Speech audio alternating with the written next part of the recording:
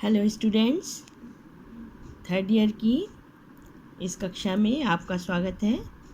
आज हम लोग अपने सेकंड जो हमारा पेपर है हिस्ट्री ऑफ वर्ड हिस्ट्री, विश्व के इतिहास, उसका एक नया टॉपिक पढ़ने जा रहे हैं और वो है औद्योगिक क्रांति, जिसके अंतर्गत हम इसके कारण, प्रतिक्रियाएं एवं प्रभाव का अध्ययन करेंगे।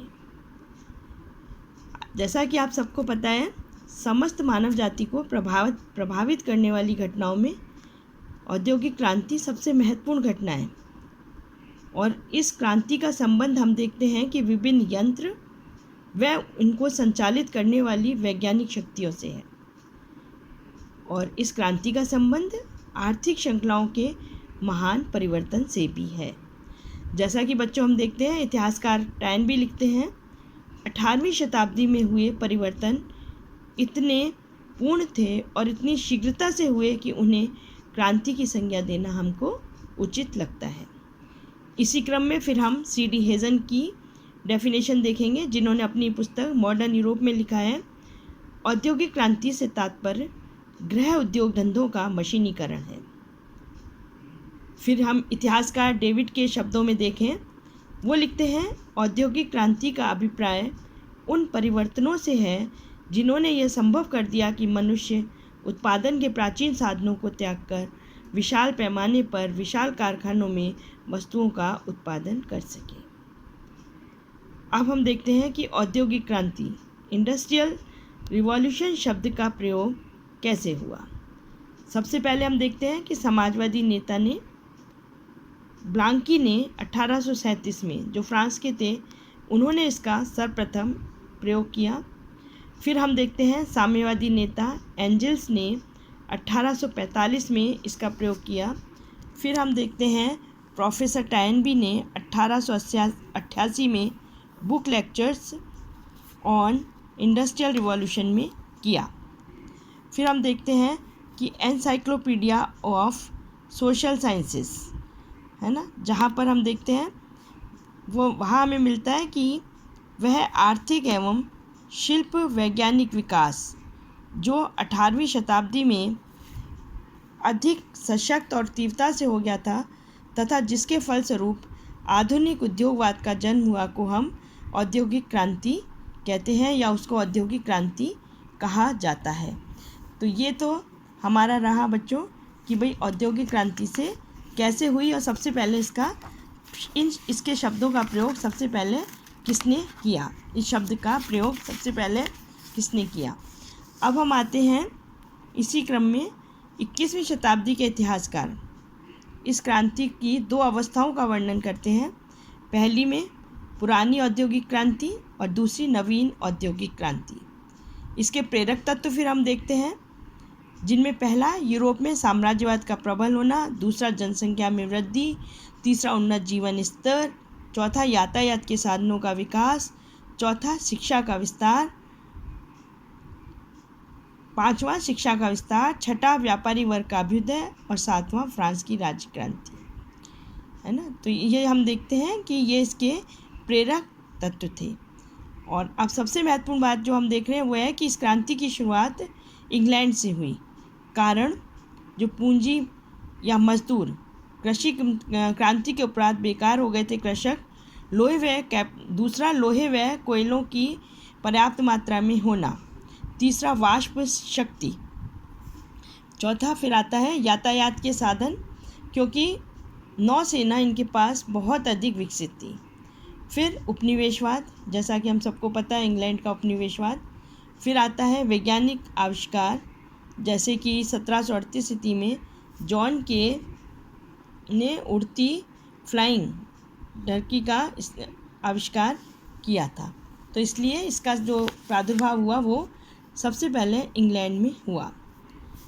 और इसी तरह 1764 में जेम्स हारग्रीव्स ने एक ऐसा चरखा स्पिनिंग जेनी बनाया जिस पर एक साथ 8 तकुए घूम सकते थे, मतलब उन तकुओं पर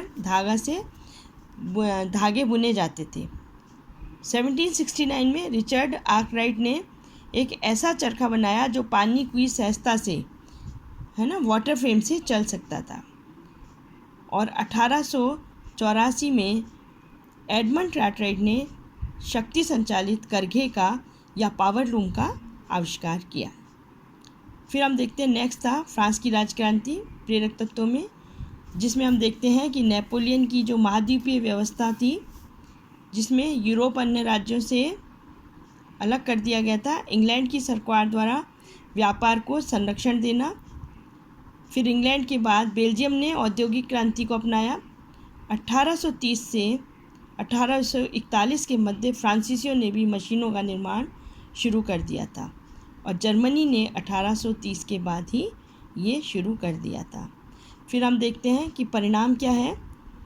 समाज का वर्गीकरण हुआ, धनी वर्ग और धनी हो गया, निर्धन वर्ग और निर्धन हो गया। दूसरा, मजदूरों का अनैतिक व दयनीय जीवन, है ना, जिसमें मद्यपान, अनाचार जैसी बहुत सारी चीज़ें हम देखते हैं। फिर है जनसंख्या वृद्धि, मानव जीवन को अनेक सुख सुविधाएँ प्राप्त होने लगी। और फिर इसी तरह से कुछ ऐसे एस्पेक्ट थे जिनकी वजह से समाज पर असर पड़ने लग गया और मनुष्य का जीवन चूँकि कंफर्ट जोन में आ गए तो दीर्घायु हो गया। फिर नेक्स्ट आता है संयुक्त परिवारों का विघटन, है ना। मजदूरों को क्या था, कारखानों के लिए दूर दूर जगह पर जाना पड़ता था, जिससे कि उन्हें अपने परिवार को छोड़ना पड़ा और एकल परिवारों की प्रथा शुरू हुई। फिर हम देखते हैं राजनीतिक परिणाम, जिसमें पहला है उपनिवेशवाद की होड़, है ना, कच्चा माल सस्ता बेचना, माल बेचने की मंडी लगने लग गई। दूसरा, मजदूर यूनियनों का विकास हो गया, मजदूरों के राइट्स के लिए लड़ाइयाँ शुरू हो गई तो यूनियन बनने लगी। तीसरा, अंतर्राष्ट्रीय भावना का प्रसार हुआ, है ना, इंटरनेशनल लेबर ऑर्गेनाइजेशन। फिर लोकतंत्र की भावना का विकास हुआ।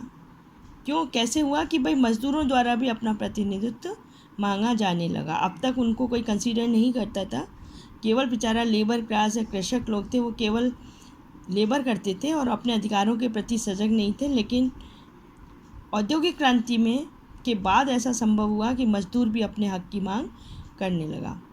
फिर हम कुछ देखते हैं कि मानसिक परिणाम क्या हुए। तो जैसा कि हम देखते हैं कि इसमें सबसे बड़ा था मानव मस्तिष्क का बेहतर प्रयोग होने लगा, है ना। नवीन नवीन आविष्कारों के लिए हर कोई सक्रिय हो गया। और इसी क्रम में हम देखते हैं कि आर्थिक परिणाम, जिसमें हम देखते हैं पहला, दैनिक जीवन की वस्तुएं सस्ती होने लगी, चूँकि मशीन से काम होने लग गया तो कीमत कम हो गई और जीवन स्तर में सुधार आया। भाई प्रोडक्शन होने लगा, चीज़ें मिलने लग गई तो लोगों का जो जीवन स्तर था, लाइफ स्टाइल, उसमें सुधार हुआ। और एक बड़ा जो आर्थिक परिणाम था वो था पूंजीवाद का प्रादुर्भाव हुआ, कैपिटलिज्म, उसका जन्म हो गया। फिर व्यापार का क्षेत्र विस्तृत होना, नेचुरली चीज़ें बनने लगी तो ज़्यादा प्रोडक्शन हुआ तो दूसरी जगह जाने लगा तो इंपोर्ट एक्सपोर्ट बढ़ गया। फिर नेक्स्ट है वर्ग संघर्ष को जन्म दिया, औद्योगिक क्रांति ने वर्ग संघर्ष को जन्म दिया। And the next one is औद्योगिक नगरों का विकास हुआ, मतलब जो इंडस्ट्रियल सिटी थे तो वो उनका विकास हुआ। नेक्स्ट, समाजवाद व साम्यवाद का प्रादुर्भाव हुआ और मजदूरों की दयनीय अवस्था में थोड़ा सा देखते हैं कि सुधार होना शुरू हुआ, हालांकि इतना नहीं हो पाया था, फिर भी कहीं ना कहीं उनके अधिकारों की मांग उठने लगी।